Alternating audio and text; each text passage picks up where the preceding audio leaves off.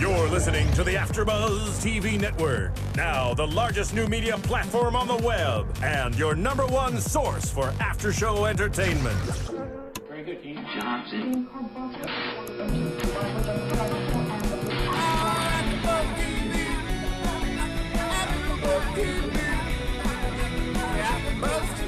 From the AfterBuzz Studios in Los Angeles, California, presented by Maria Menounos and Bing.com, and streaming live thanks to Akamai Technologies, this is AfterBuzz TV Saturday Night Live After Show. We'll break down tonight's episode and get you all the latest news and gossip.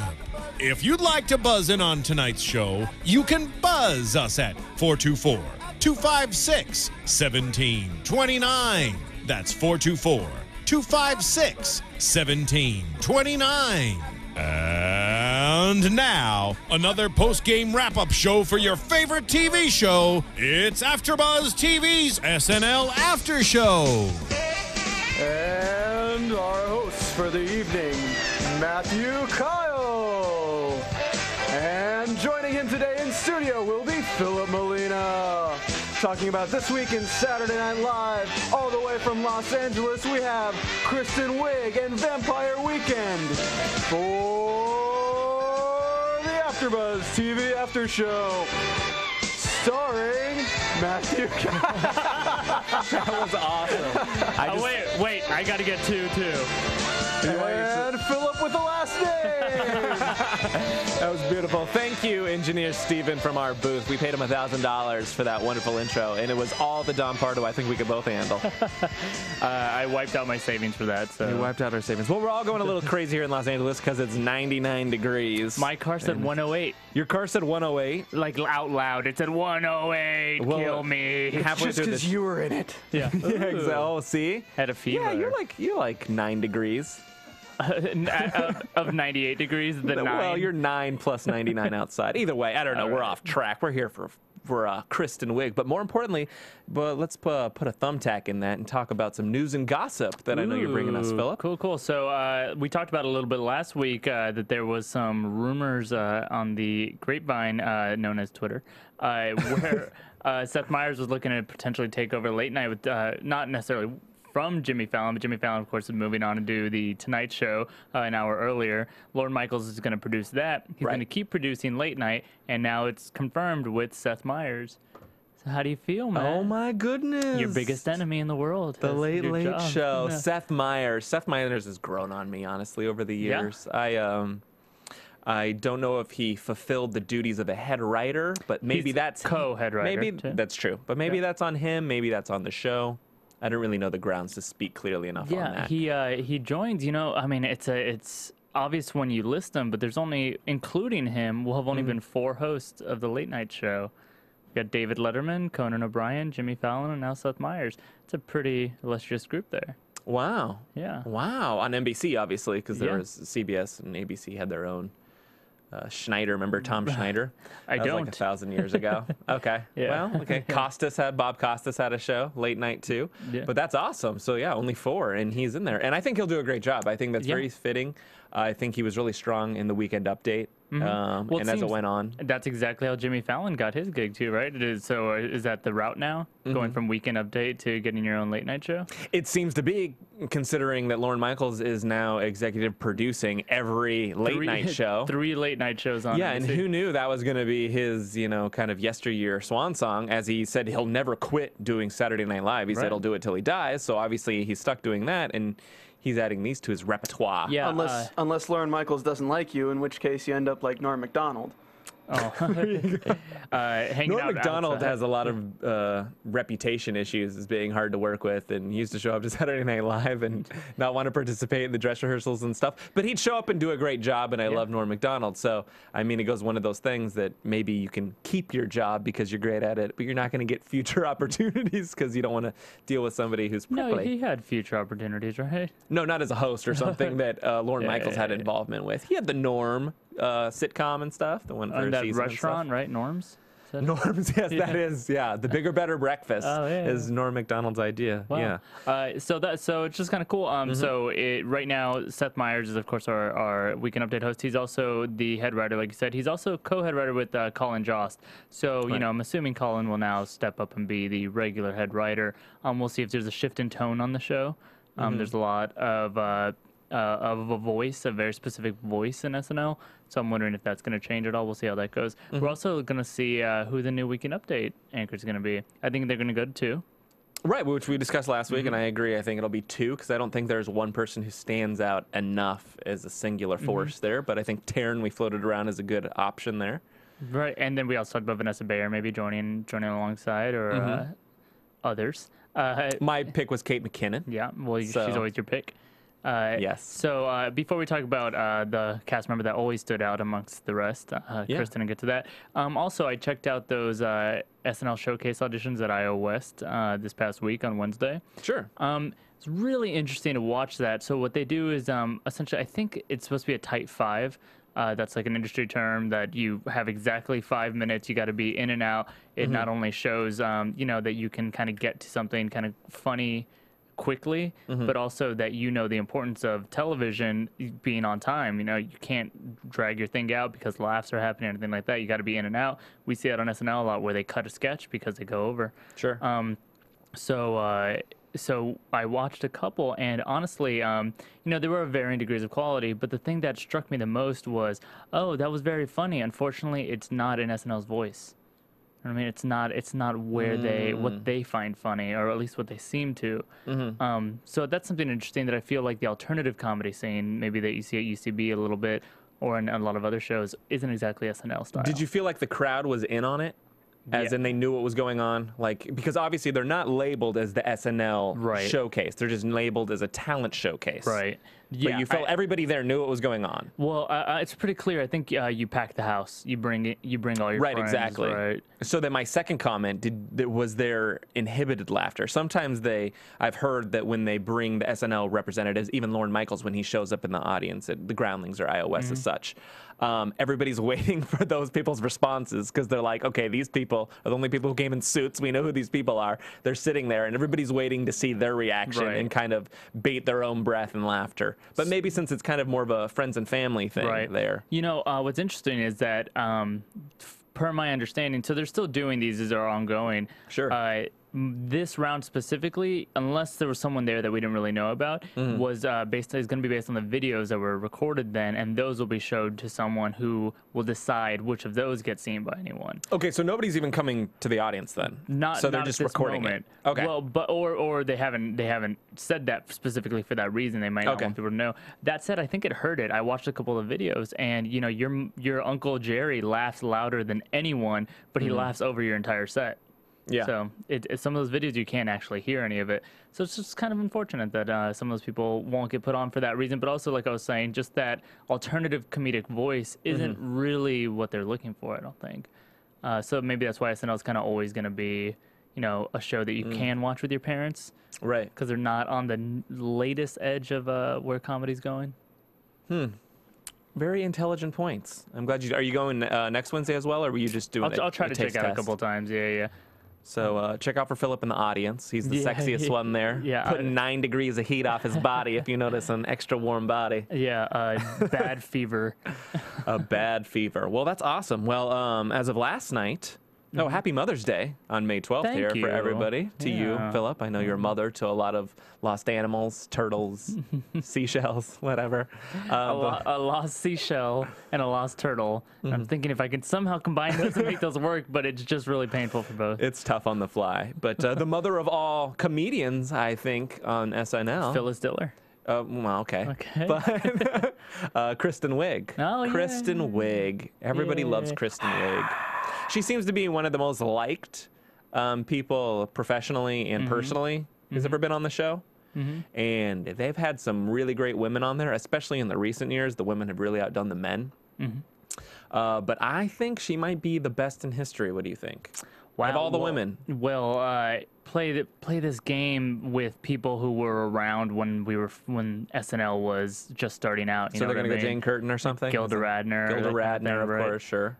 So it's really tough. Your version, it's kind of like if you go back to your old high school and you kind of see, like, look at these dweebs. Were we this short? It's like... Right, fair enough. Right, so it's hard because she's probably the generation that I've associated with the most.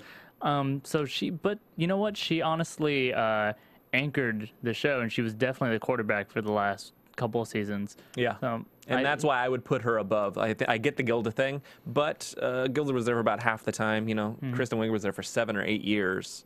A strong body of work. And it's the only time I remember that the woman was the quarterback on the show. I love Molly Shannon and Sherry O'Terry. Those are some of my favorites as well. But Will Ferrell was the quarterback of those shows.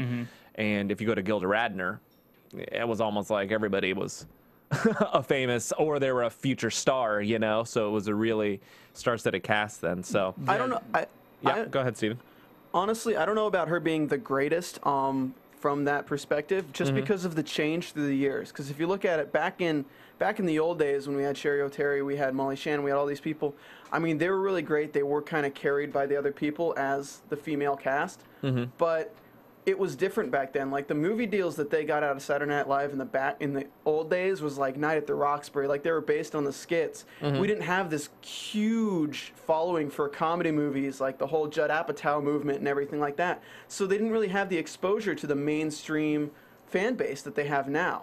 So we have Kristen Wiig, who starts on this show, and she becomes a very likable female character and starts getting these big movies that get her a lot more recognition. I think that's what kind of carries her along as one of the greats, but I still think that she's not really too much better than the other ones. I believe they could have done just as well if they had the same circumstances. Perhaps, but it's kind of like comparing Michael Jordan and Kobe or something, where the idea of are you a better person when you stand out as your thing, you do really well, or when you kind of carry everyone else, but everyone else kind of steps up? So this actually leads into the episode pretty well, because we saw a lot of recurring characters that Kristen had from the past. And honestly, my thought was, what I always liked about Kristen is she could make anything funny. She could make a sketch with anyone else funny, make them crack up even in the sketch. But it was never her recurring characters that I was like, oh God, I got to see some more Gilly. Like, Gilly didn't do it for me. Target Lady doesn't do it for me. It's just Kristen Wiig does it for me. So in general, she's a bar raiser. Right. She brings everybody else up, everything else she's in. So I feel like almost because we don't see that coming from her, these great characters that we demand, it in some ways, because she's a better team player, might make a better all-around quarterback. I think this has been a fascinating discussion because we all disagree in different ways. And I think that's what America's about, right? Not agreeing with not all agreeing with each other, just mildly resenting each other. And a racist guy just shaking his head.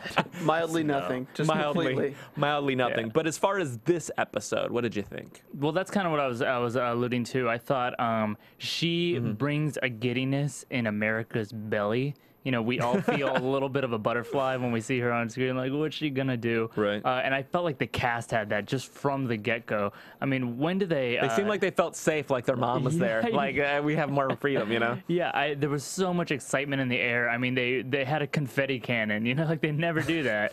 And they were just exploding on stage. And that was great. That energy was there. But then they went to so many of her kind of old characters and was like, oh, I mean, this isn't what I like. With Melissa McCarthy, it's Melissa McCarthy in a variety of sketches. Was just hilarious. Kristen obviously has that ability. One of my favorite moments of the night was late in the show when they're doing the acupuncture blood explosion sketch, and that was just a fun sketch to see her react in, not to give out her catchphrases. Her target. Yeah, unique, stuff. Definitely. Right. What about you? Well, it was exactly what I thought it was going to be. And it was basically, if you would turn an episode on from last year, it was pretty much what it was. She's going to be in nearly every bit. Right. They're doing the recurring characters that they were doing up to when she left 11 months ago. So it was all very familiar. Wasn't that... And that way, it is a bar raiser, and I completely agree with you, because I just think that when she's there, whether she's playing a primary or secondary character, the whole bit is improved. And that's just the simple fact, just because she's a very strong performer in any facet you put her in. And so I very much enjoyed the episode. With that said, the recurring characters that she revisited had a little rust on them. And I felt like you could notice that a little bit. I felt Lawrence Welk was a little rusty. I felt Target Lady, which she hasn't done in a long time. And that was originated, like I mentioned last week, at the Groundlings. Really? It wasn't on Mad TV? Because that's always what that feels like, that sketch. A little Mad TV-ish? Yeah, right. because it's so monologue-y. Right. And they did a lot of monologue-y stuff on Mad TV for whatever reason. Did that. Yeah, it always feels like a sketch Mo Collins did on Mad TV at some point. Oh, yeah, but it was totally like maybe right. Stewart's mom or something like that. Right. Yeah. Yeah, it's definitely... Yeah, that's definitely accurate. Yeah, it's interesting you called it an episode from last season. You know, no one would be surprised if you told them, if they sat down like, who's hosting, and you said some athlete, and then they would see this episode because it's like, oh, the athlete's probably in the background or something. They try to keep them out of the sketches as much as possible. And they'd be like, oh, Keenan's the athlete. Yeah, exactly. Because they're racist. That one racist guy. I thought it was a strong episode, one of the better ones of the year, but it was exactly what I expected, no more, no less. I was let down, honestly. I thought you thought it was going to be a little extra special? I think when you've been writing on this show or performing on it, and every week you have to deal with the PR of the show and just like, oh, we have to have the Ariel Castro host next week because it's like hot or whatever, which they actually made fun of. That brings you down a little bit, and it's like, damn it, I just have this stupid dragon sketch I want to do, and I just can't do it because every week is its own thing. And then you have one of your own coming back.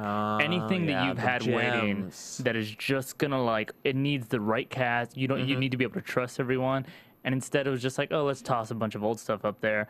And, I think that's probably why we got the acupuncture sketch. Could you imagine that going with a guest host that was anyone else? I agree. I mean, that was the fate of the cowbell sketch, the famous Will Ferrell cowbell sketch. This actually was shelved for like months. Right. And everybody thought it was weird anyways, but it was shelved for months until Christopher Walken came around. It was just that perfect amount of weird for Christopher Walken, one of those routine hosts. I thought the opening of the show did not help anything, which was just so dry and dull, which was the House Committee on Oversight and Government Reform Inquiry into Benghazi Attacks. Did you ever watch SNL as a kid and then see them do a C-SPAN opener and be like, what is this? Yes. I'm unhappy and bored. Yeah, you're just like, this Papa John's pizza is not going to last.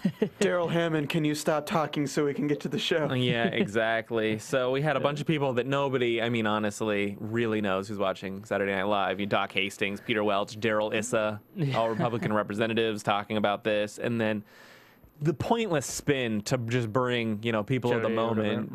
Jodi Arias and whatever, who killed her husband. And honestly, not a bad idea if they just, SNL has this thing where I think they love how good their makeup department is and their set decorators and all that, where it's like, look how legitimate this looks. So let's write like 6 minutes of legitimate C-SPAN coverage and then reveal what the joke is. Oh, it's bringing in people from other parts of current zeitgeist figures come in and for some reason give input on this, which would have been great if line 3, all right, testifying for about the Benghazi incident is Jodi Arias, and then we just immediately get like, oh, he deserved it because he tried to beat me, and they're like, who? The entire, you know what I mean? Like immediately going to that joke and then get that one out, get the Ariel Castro one in, get that one out, get a third one in. Yeah. But instead, it's just they love these like slow, drawn out. Look how accurate we are to C-SPAN. Which, and I think we've talked about this before when we look at other current,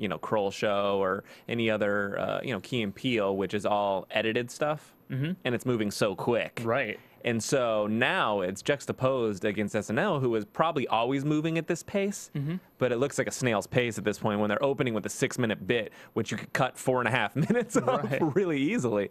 So I think that's something in the future, not that they have to be even trickier with editing or something, but I think maybe they should be more mindful of just their pacing, because sometimes it's deadly. It really is in those bits. And that's the way you're going to start it. So it was a welcome monologue when she got on stage, and she looked so excited and happy. And her Yeah, little she did cute. this adorable thing where she ran to the spot, and Yeah. I'm sure it's a combination of like, I get to do this, and Yeah. like, I know when hosts take their sweet ass time that we're gonna have to cut my favorite sketch of the night, so I'm not gonna take my time Right. in walking to the front. The subtle touches that you actually know what's going on. And we Yeah. got one of the classic openers, which they do, which is the backstage, which Combined with the song. combined with the song, There you right? go, They 2 for spend 1. no time, right? And usually when they do the backstage, it's the parade of cameos. This was not the case. It was just Jonah and Maya. And beyond that, it was no fun bit. There's been much better ones as of recent memory, but I thought it was a good enough opener. And she did great with the song. The song had a lot of weird pickups, you know, where you had to drop it here, and she went to the door didn't work, and had to come back in. Right. So I was really surprised with her musicality, if I can use an American Idol word there. Is that an American Idol word, not just an American word? It's both, baby. Dog. That's an American Idol word. There Thanks. you go. So no, I thought it was a great way to touch on the fact that it's like, yay, Kristen's hosting, but I mean, she like, I think they're gonna rerun an episode that she was in next week. You know what I mean? Like, Right. it's that recent where, you know, I still have her on my DVR from last season, like not erased yet. So just if it was a little fresh, so I thought that was a very fun way to take it. Where not for her, she's already forgotten everyone's names. Right, exactly. And you know who else does that bit every time? I think he's on the show, Steve Martin. Steve Martin. Like, that was not rehearsed, people. We both thought of that because it's exact truth. Every time he's on there. But I think it's because Steve Martin does that fake arrogant thing very well. Or is it real arrogance? I think it's fake fakeness. but- Nobody knows because he doesn't show up to anything and nobody knows him personally other than he God. plays the banjo. That's all we all know about him now. Enigma wrapped in a riddle, put in one of those lettuce things that you Sounds did. delicious. Yeah, see? I'm selling stuff over here. It's Norm's Bigger, Better Breakfast.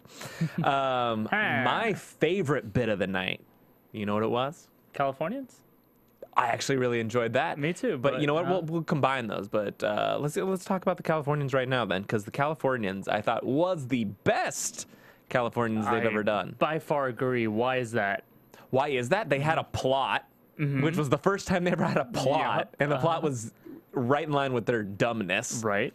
And 2, they kept the traffic information throughout. They didn't just do it in the first vignette.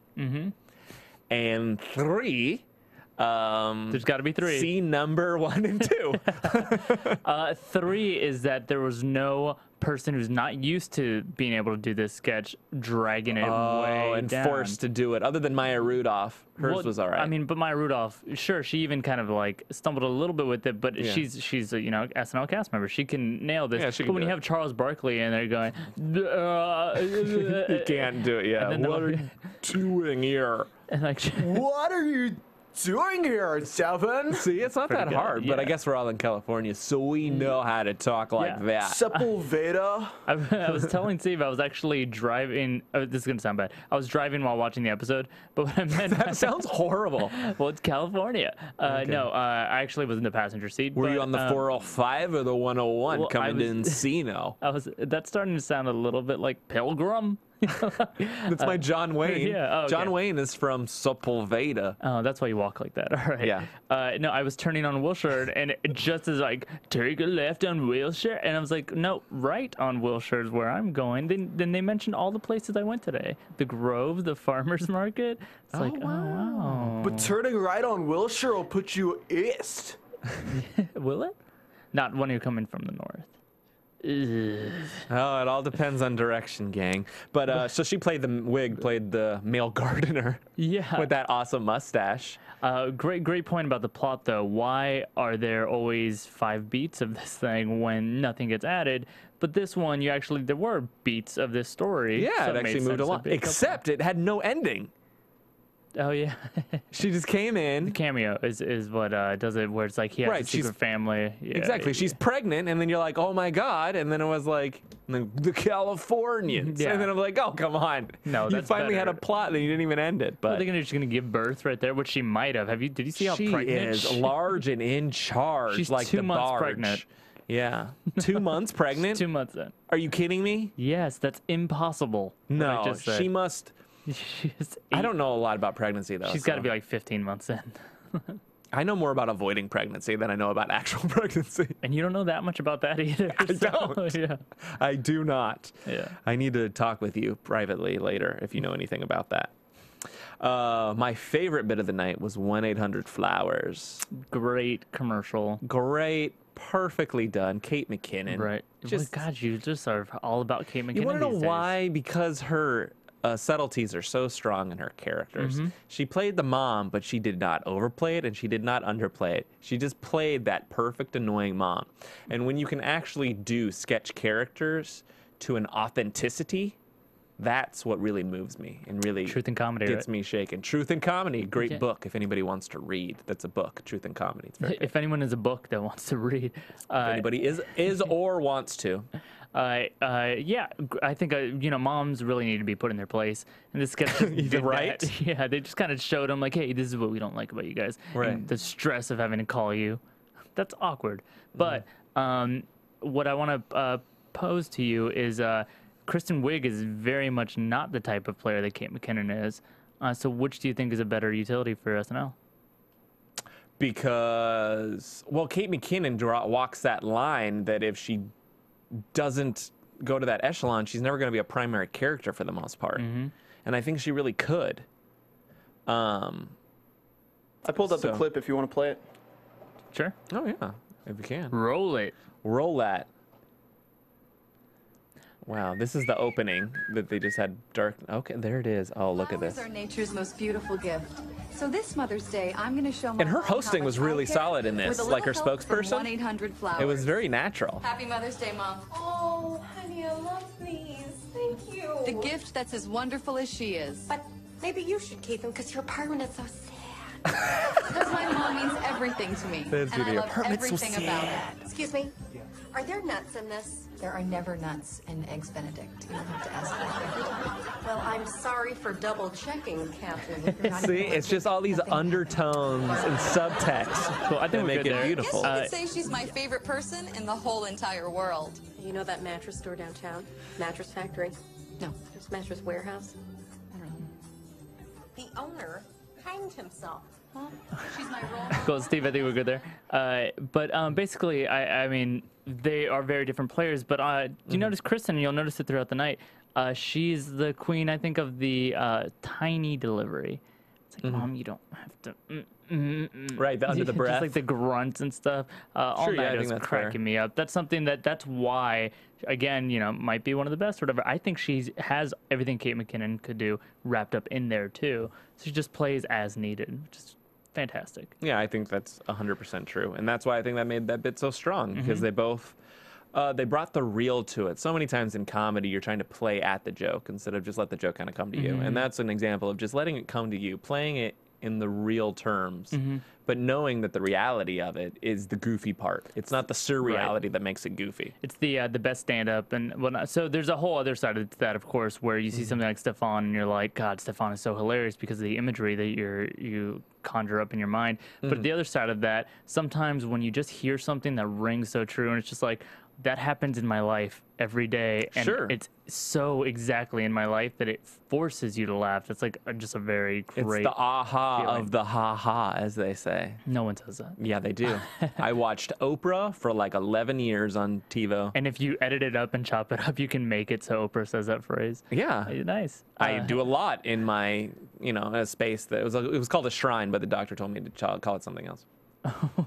We should move on. Well, yeah, I wonder how moms felt about that video where it's like, oh, this is not actually. Oh, I think very they enjoyed it because even if you're that mom, you don't think you are. So Right. you're like, oh, that's like Susan, my friend Susan. Her husband hung herself. All that stuff. Hanged. Yeah. I don't know words. Well, Get out of here. Where are you from? Not Hey, California. What a racist. Oh, I forgot that. Well, you're Yeah. from America. It's all Kind the of same. one of them. Kind of a. Were you born in America? I feel like this is going somewhere weird. No, it's not. But you were, weren't you? Born in America? You were born in North America. Oh, well, that's a different kind of America. Well, you were born in the United States of America? Yes. Okay, that's what I said. You're American. All right. So you can say anything you want to me. Anything? Is that how that works? That's how it works. I'm gonna kill you. See? Our systems detect that a host See? has wandered off the subject. No. Please return it. All right. Aw, nuts, mom's a ghost. And that's what I kind of sensed here. We had some ghostly issues between us. Aw, nuts, mom's a ghost. I thought it was all right. Yeah. What? Whoa. Actually, Steve? Do you have this one? Which one's this? On Nuts Moms and Ghosts. It's like the Disney promo. Channel Give show. me one sec. See if you can find it. I mean, we can talk about it in the meantime while he looks. There's a frame in this one that I didn't get a chance to rewatch where I swear there was like a naked man in the background. Did you catch that at all? I did not catch that. Yeah, it was terrifying.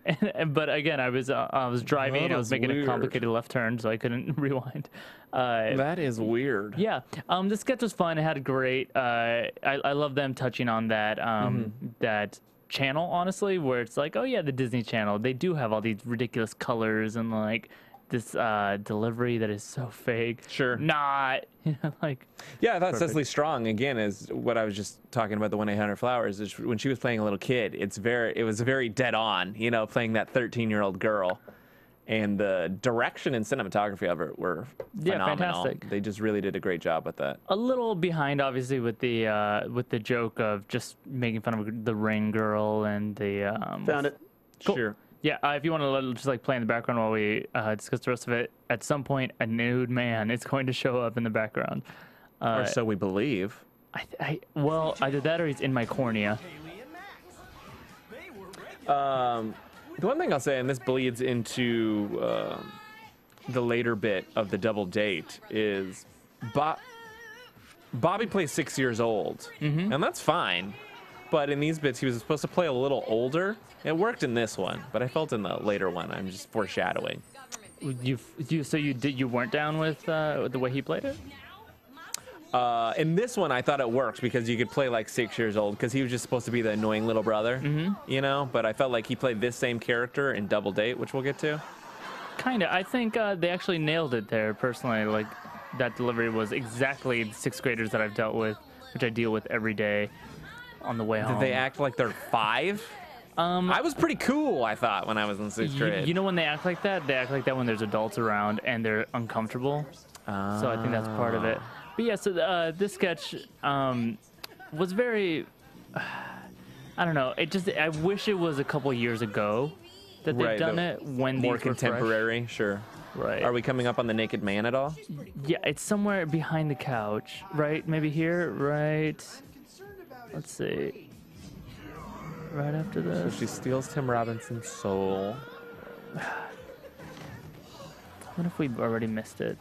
I'm really watching for it. Are you watching in the background, Steve? I mean, I wasn't before. I think this is fascinating listening for the people who are listening to the podcast. Yeah. We're just dull and looking at a computer It's kind of screen. like the 3 Men and a Baby when there's like a ghost in the background of that movie or whatever. Well, this is it was probably earlier in it. All right, take your word for it, gang. Philip's saying stuff, but we're humbling him along the way. All right, leave a comment or call in or check us out on the iPhone and iPad, which you can do now, by the way, and let us know if there is a ghost in the background of the ghost sketch. You got it. Hey, so we had our kind of big retread of the night, which is the Lawrence Welk show, which I found out my grandparents were on. Really? When I was talking to my mom on the way to the show, wishing her happy Mother's Day. Your grandparents were the... Wait, no, apparently at the Lawrence Welk show, and this is based off the Lennon sisters, so this is all real. Obviously, a lot of people know Lawrence Welk show is a real show. You can still catch it, actually. They show reruns on Totally, but I did not know the Lennon sisters, which is what they're doing here, were actually based off the real sisters who were on the show. I did not know that part of it. So that's all factual. And at the end, they would have a band song, whatever, and the audience could get up and dance. And my grandparents were in the audience and got up and danced. Oh, gotcha. So that's how it was. And Lawrence Welk used to do a traveling show and such like that before he got this little gig on TV as it first started. So interesting tidbit of history there to actually how they're connecting it. Because I'm sure a lot of kids who watch this are just like, this whole thing is just bizarre. Because it is. You have this guy with this weird Swedish accent, and you have these bubbles, and then you have these sisters doing these songs like nobody sings anymore.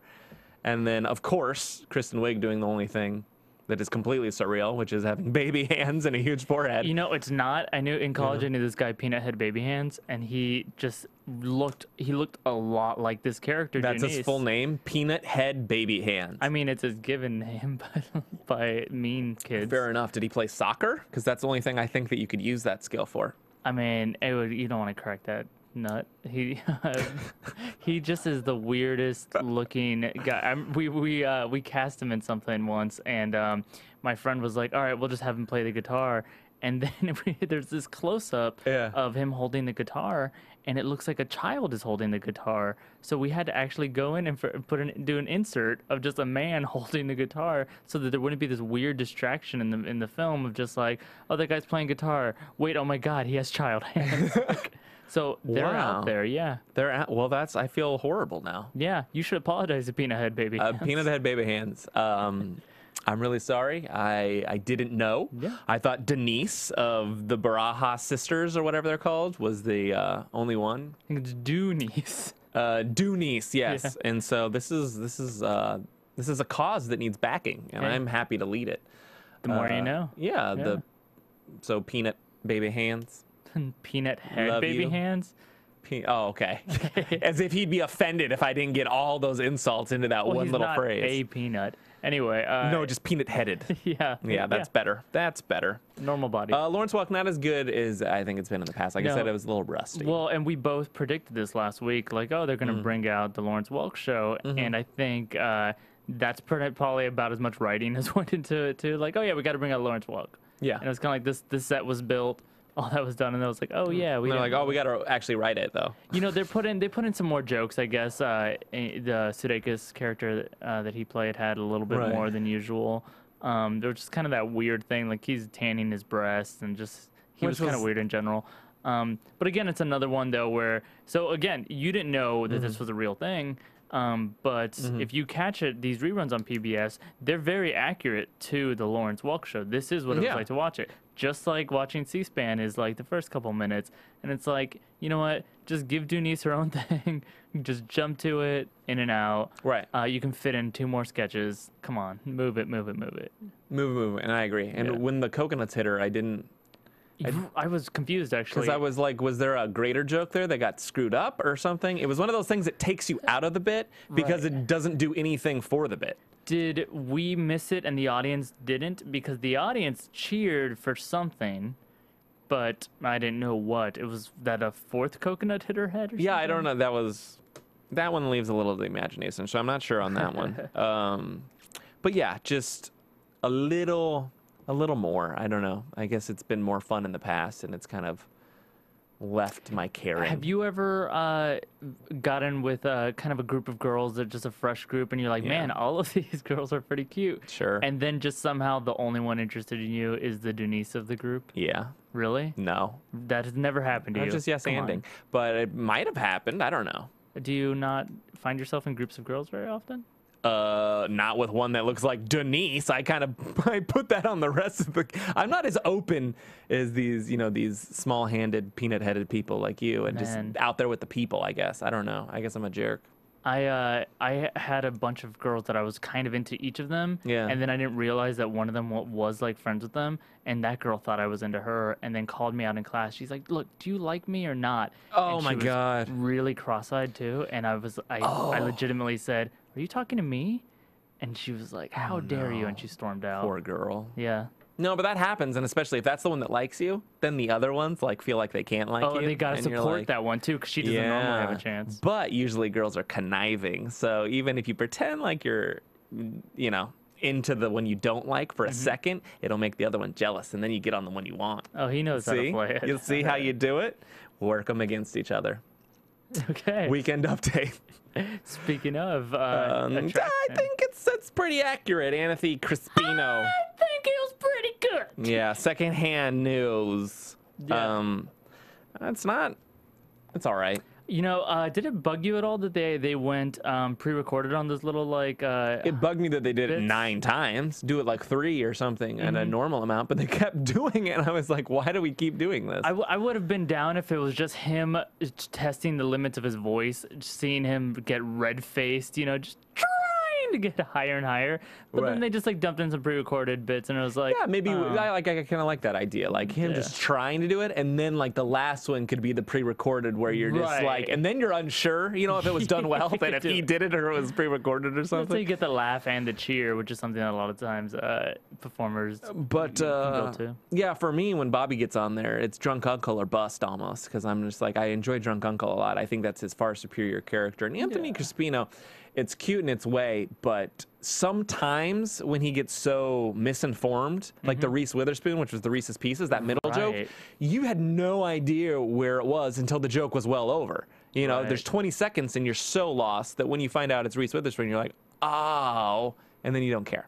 Yeah, this one also reminds me of, we talked about it last week when they do Fox and Friends, where it's like, oh, there's been some, you know, stuff in the news, let's move past it, you know, just give it to him and then acknowledge those things happen, and then that counts. Right. I don't think it really does count. I would have rather have seen a different character personally. The jokes were okay. We had the very solid woman's purse joke, with women having a special pocket or something in their purse for a gun. Oh, right. Yeah, and just women are so known for getting things quickly out of their purses. Yeah, it was cute. 1 second.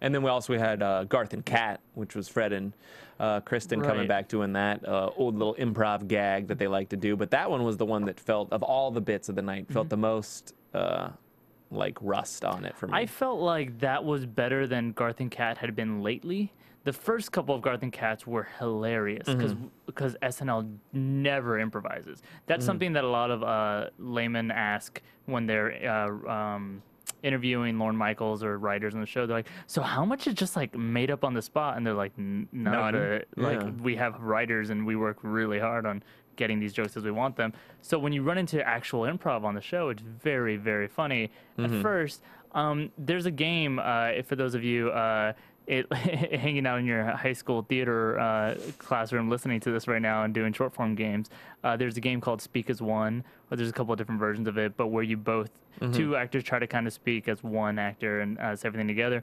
And when we would do that, there was kind of a key to that game, and it was a give and take a little bit. You say a little and I say a little, and then like we both are constantly trying to compliment each other.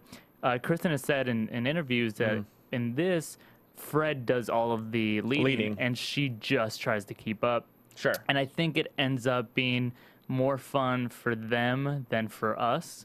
Kind of like we don't ever get to see Fred also struggle. He always knows exactly what he's doing, and then Kristen is constantly struggling, trying to keep up. And I think it'd just be... And I've always wondered if that... I mean, it takes a good improviser to lead as well as it is to follow, but he doesn't have a strict improvising background where he did a lot. So I'm wondering if that's why it was always just going one direction. They didn't play back and forth. But I agree with you. It'd be cool if they did go back and forth, maybe one song. You can switch it between songs or something. I mean, I literally even mean... I mean, we can... audience will do this right now. Matt and I can do this. If Steve, do me a favor and ask us a question, and we can just alternate as we're doing it. Oh, and we're building. We're not alternating words. We're just building. It's just whenever it feels like it, you can just take over. Steve, you got anything? Yeah, you speak slowly and you look at each other's mouths to make sure. Yeah, exactly. I love this stuff. All right. Where did you grow up when you were young? I was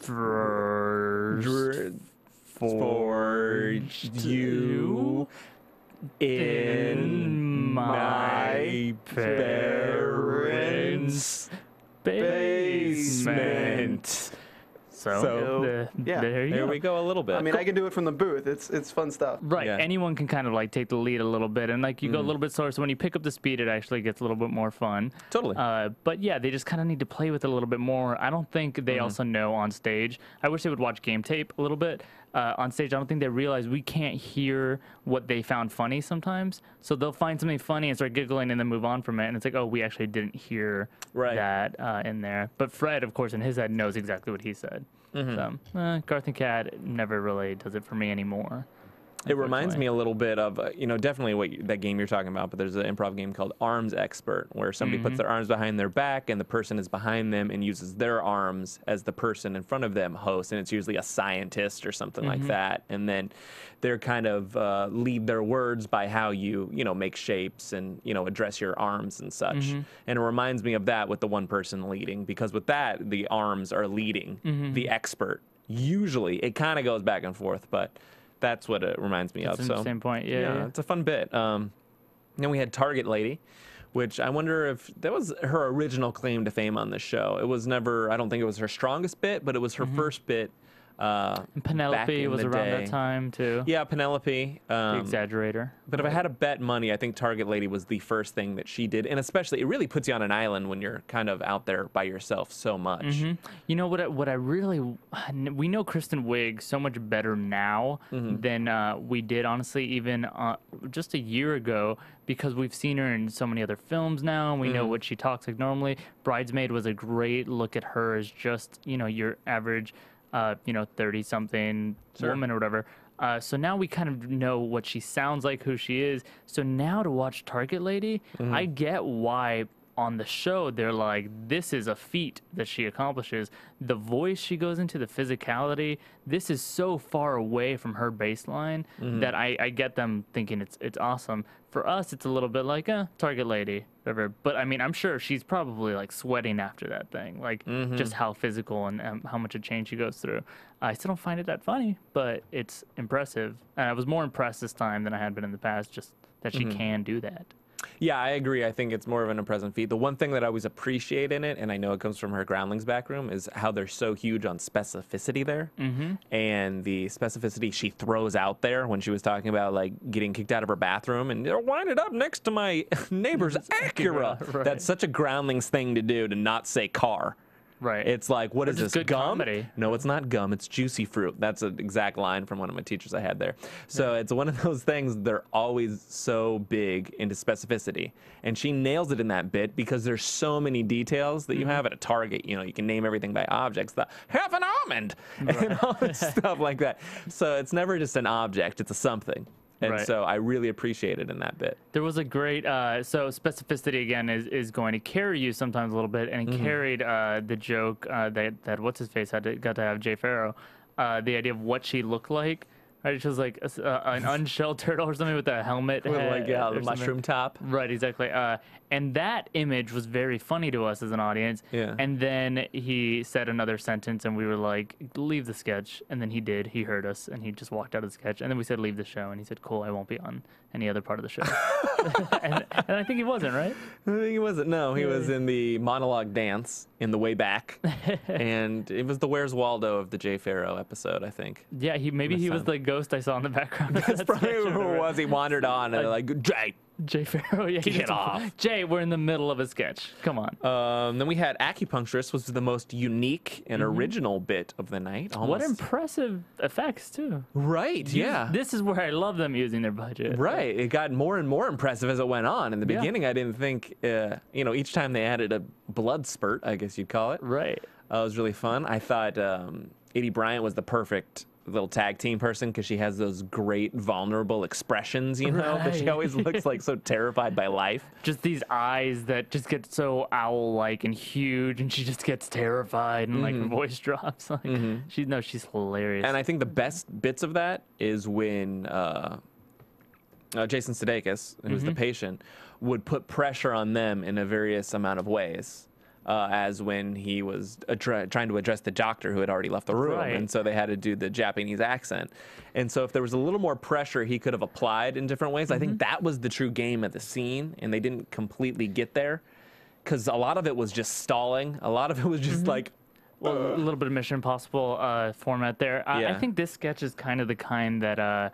you could teach sketch writing based off of. You know, it had beats in it. It had a little bit of the straight man, kind of constantly making the job of the absurd person both easier and harder, in that like makes it easy for them to have another opportunity to be weird, but in the reality of the sketch a little harder. So him saying, so what do you think, doctor, or whatever, is harder on the character. Oh, we gotta come up with something, but it gives another opportunity for the comedy of the scene.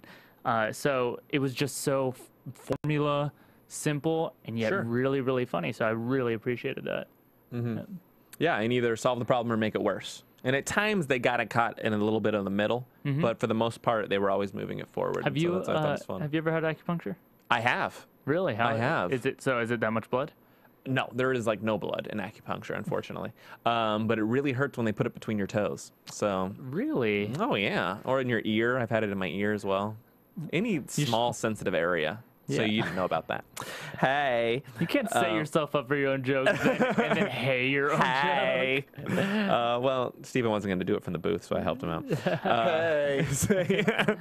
Gay horse. So we had the double baby date, which is what I call it, which was the 12-year-olds dating the girls. I loved Cecily Strong's and Kristen Wiig's characters in this. See, again, so strong, so poignant, not over the top, very real, and their self-commentary was so spot on to those kind of, business women who are hiding their insecurity behind a little cocktail. Yeah. What'd you think?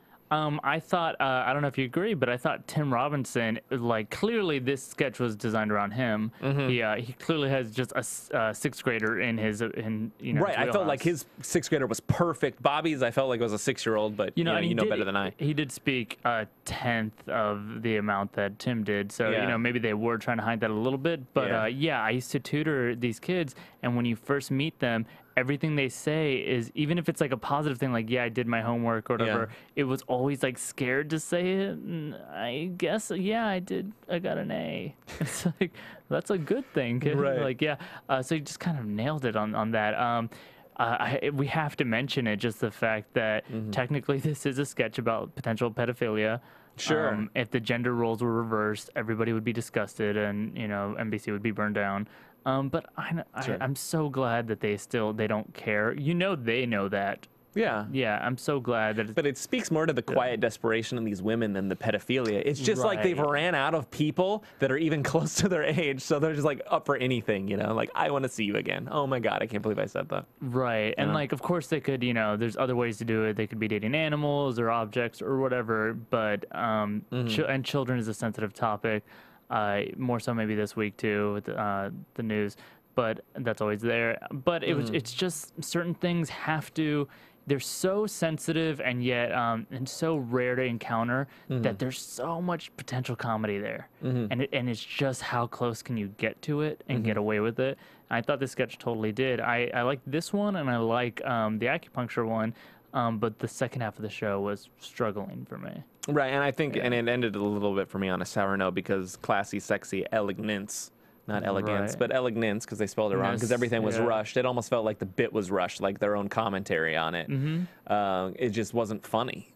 Now, how do you? There's this kind of if you're doing comedy, a lot of times people start to feel a little awkward about what they're doing. So say you're doing a scene or something that you don't love, and you improvise line or it's an improv scene, and you feel awkward, and you say it. You say that phrase, "This is awkward," and you start to kind of put down the scene as you're in it.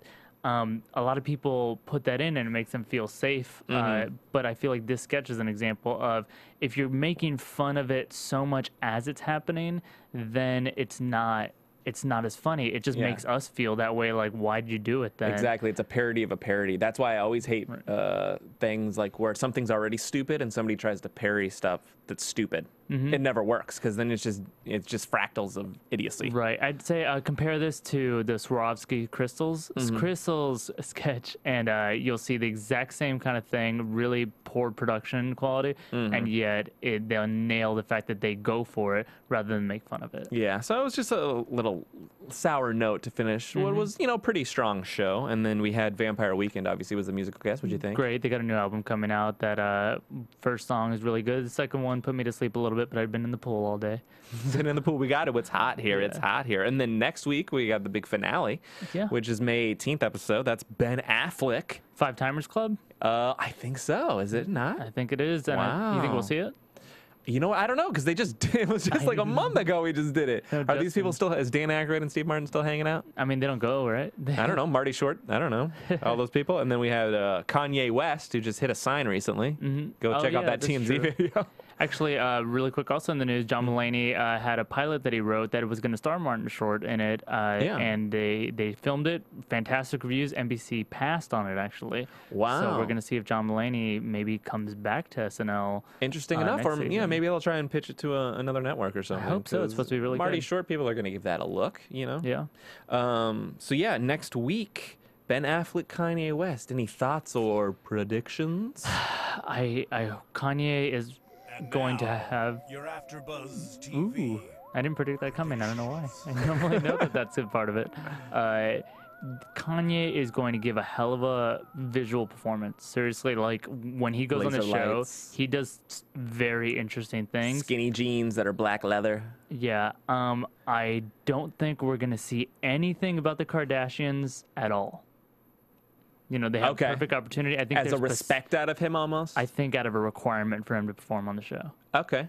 Yeah. That's an interesting point. I'm by gonna omission. keep my tabs on that. Yeah. I'm going to go out a limb. Ben Affleck's been on the show many a times, but Matt Damon's never showed up. I think Matt Damon's going to show up this time. I'll give you. I'll take your Matt Damon. I'll raise you a Rachel Dratch. Rachel Dratch is going to show Jimmy up. Fallon. Oh, so they can do Boston? Jimmy Fallon, Rachel Dratch, bring back Boston season finale. Wow. Yeah. All right. Well, you've had it. Well, let's see how this finale turns out. Hope it's one of the best episodes of the year.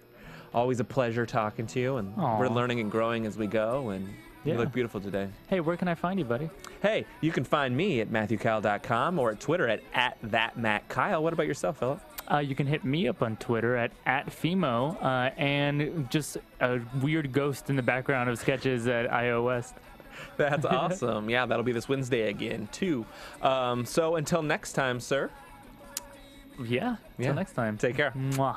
From Bing.com, executive producers Maria Menounos, Kevin Undergaro, Phil Svitek, and the entire AfterBuzz TV staff, we would like to thank you for listening to the AfterBuzz TV network.